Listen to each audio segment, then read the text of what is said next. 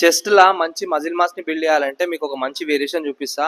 ఆ variation try చేయండి. అది అడ్జస్టెడ్ బెంచ్ తీసుకోండి. ఇంక్లైన్ అయినా పర్లేదు, డిక్లైన్ అయినా పర్లేదు, ఫ్లాట్ బెంచ్ అయినా పర్లేదు.